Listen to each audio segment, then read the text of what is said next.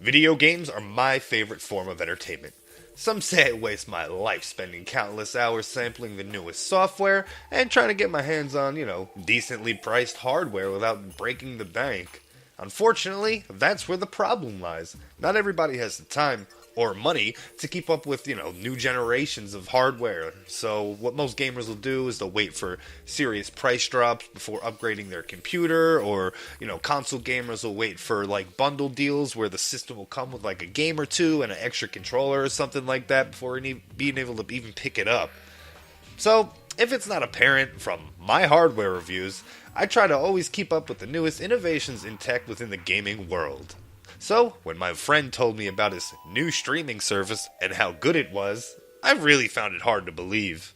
So the team at Shadow Headquarters' main goal right now is to replace the conventional at-home PC with a cloud-based service, completely eliminating the need to ever upgrade your parts again. This is, of course, an uphill battle. I went down this road before with a service called OnLive, and it was okay. More than anything, it allowed me to play Amnesia before I had a computer capable of doing so. That was cool, but the input delay and the digital artifacting were horrible. There was no way this was going to be in the future of gaming. As I said, Shadow has big plans, and it all starts with their hardware. Users get access to a top-of-the-line PC, so there's no questions as to what sort of hardware is being used, like, many other cloud-based services, and you get to control the video settings on each game. The heart of this machine is powered by an 8-core Intel Xeon V3 clocked at 3.20 GHz. With this, processes like editing photos or videos with Adobe Premiere and Photoshop will function at a level that allows you to do more than ever before. This isn't just for gaming. So, experiment with your new ideas, layer up those effects, and bring your projects to life. All of it without fear of getting a blue screen of death from the lack of resources. Let's be real, these applications are crash prone no matter what, but it'll be a little less likely with a CPU meant to handle that sort of load. This CPU's tag partner is an NVIDIA Quadro P5000. This card is a monster with 16GB of GDDR5 RAM, offering the ultimate multitasking powerhouse. As games and programs demand more computing power, this combination will set you ahead of demand for a few years. The price for all this? $35 a month. In 4 years' time, it'll run you about $1,700. That's just the cost of the GPU alone. By that time, the hardware my Shadow uses would have been upgraded to keep up with current standards, as that's another of Shadow's main goals. On top of this, every workstation has a gigabyte connection to provide one hell of a download speed and a stable connection to the end user. Now I know this sounds too good to be true, and you probably have a ton of questions. So, I'm here to answer some of the questions that I had when trying to formulate a video idea around the whole Shadow.Tech thing and how to present that information. I just want to be upfront now, this isn't a paid promotion or anything like that, I'm just going to be out in the open. I began using the service in like the middle of December or something like that, and since then, I've been exclusively gaming on the cloud.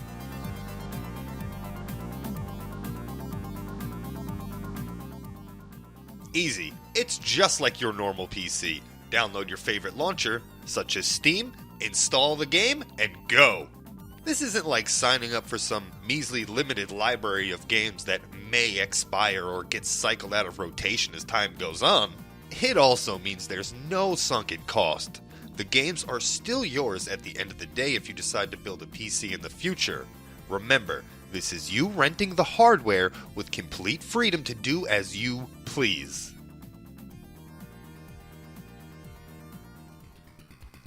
So for me personally, it's nice to play some games that I've bought, but can't quite run as well as I'd like on my home rig. Like Batman Arkham Knight for instance. This was a botched porting job to the PC. As such, the screen would freeze when loading areas and frame rates were erratic. I still finished the game in this state because it's Batman. I really wanted to see the conclusion of the series, but it was a painful slog. Thankfully, this computer can headlock it into submission. Naturally, this means I haven't been able to stream or even capture footage for said titles to review them. With all this extra computing overhead, capturing footage, and streaming, it's just no longer a nightmare for me. As such, this makes a great alternative for streamers looking to offload their computing to smooth out their streams, or even YouTubers trying to render their projects that'll do it all in a timely manner.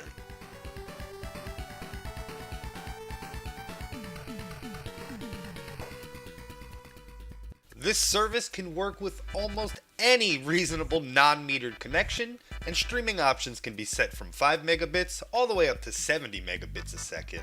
Now, it's apparent that this aspect of the service is still growing because when I originally signed up for this, it was only 50 megabits per second maximum. So I kind of suggest that minimum for users if you're going to do like 1080p 60 frame per second gaming. If you don't have a good internet connection or live in one of the supported areas, you're likely to run into issues. All of my gaming was done on a 200 gig down and 20 gig up connection. And this isn't magic, you still need some sort of good connection for it, and I guess that's kind of where the problem lies. At the minimum, just make sure your router is a modern, up-to-date piece of hardware when trying to use wireless connections. I really didn't have too much of an issue with that. But if you don't want to outright purchase a new router, you can contact your internet service provider, and they can probably hook you up with one for a small fee. Some of them may give it to you for free. Not sure. You can give them a call and inquire about all that information. But now, with that all out of the way, how do the games actually look?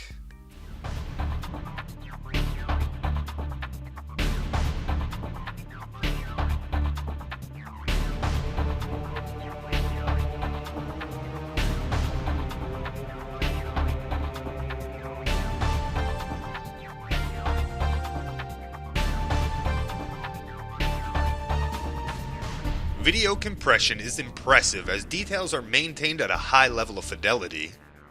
There can be digital artifacting with a lower bitrate setting, but I was running this at a lightning fast 70 megabits per second with a hardwired connection, so your mileage may vary.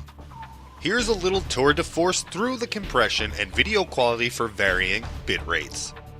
On the right is a native recording straight from my Shadow, and the left is recorded with OBS at 70 megabits per second, 1080p, and 60 frames.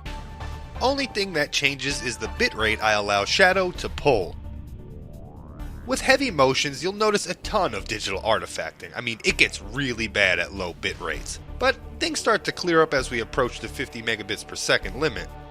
And at 70, you can barely notice a difference. I'm sure YouTube will find a way to compress the hell out of this image though.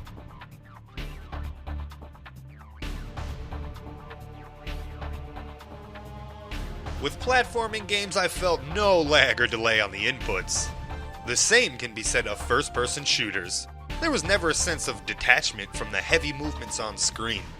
It's a very close one-to-one, and at times, I completely forgot I was gaming on a cloud-based PC. Much like a Shadow, this cloud-based PC follows you around and can be accessed on any device.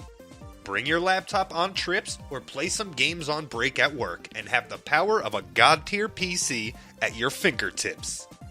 No laptop? No problem. Hook up a phone or tablet via HDMI to the TV, bring a wireless controller, and game. I'd also like to suggest one of those little mini Bluetooth keyboards for ease of access while you're on the phone. System requirements to run Shadow are super low. Hell, Shadow's even supported on smart TVs. If it has a marketplace, chances are your Shadow will pop up on it. Yep, I'm talking about your Apple products too. That gives users access to a Windows 10 PC on their Mac OS, offering the combined editing tools from each platform. Basically what I'm saying, if you could stream 1080 YouTube videos much like this one, you should be able to run it on your device. And not to mention, this also cuts down on battery usage as these programs aren't running natively.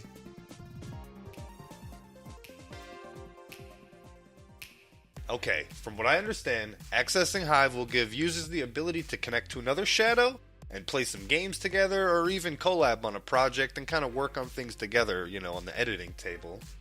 In theory, that also means you could load up your favorite emulator and get some classic co-op going, or even take control of the game and assist your buddy with that tough part in Dark Souls. I mean, that's just like me skimming the top of this whole thing. And recently they've also introduced something called Shadow Ghost, which is like a little compact device that allows you to connect to your Shadow without a PC. So think the Steam Link, but you're not connecting to your PC, and it's not a piece of shit, I think. Because I've used Steam Link before in-house, and it's pretty bad. I hope this is nothing like that. Every once in a while, it took me a few extra minutes to connect to my Shadow, or I'd have to like close the app out and like try to like reopen it and retry connecting again. Not really a deal breaker in the grand scheme of things though, and what can be done potentially with this, and there's always that room for growth, and like I said, in the few months that I've used it, I've already seen growth. There is server maintenance that's going to happen, but I haven't experienced any downtime because of it. You know, the more I think about it, the harder it is for me to come up with problems I really had with the service, because there really weren't that many. I've been enjoying myself over the past couple of months, just straight playing anything that I want, and just my computer doesn't get hot, my parts aren't getting worn out, my experience is still just as good, and like I know a lot of people are really concerned about like input delay. And like I can tell you it's not there. I can show you, you know, in the video that it's not there and do a few cool little tricks and stuff like that and edit it in, but you're still not going to get the experience. I think that's just something that if this is something you're even remotely interested in, I think you're just going to have to try out for yourself. And I know the $35 for a month seems like a heavy cost, but they recently opened up like this package price where you pay for the whole year and you pay like a little bit less, so I think I may jump on that. I may just have to jump on that. I don't see myself building a new rig anytime soon. I just need a CPU, and honestly I'm really not in a rush to even get that because I'm not having a problem doing what I do natively. So anyway, where was I going with this? I've got a promo code down below that will get you $10 off your month, and yeah, that's awesome. They didn't like provide it with me. I guess everybody who gets it gets like a preferred friend code, you know, or whatever. But yeah, it'll give you $10 off, and you'll be able to try it and come back and tell me how much of an asshole I am, or how god.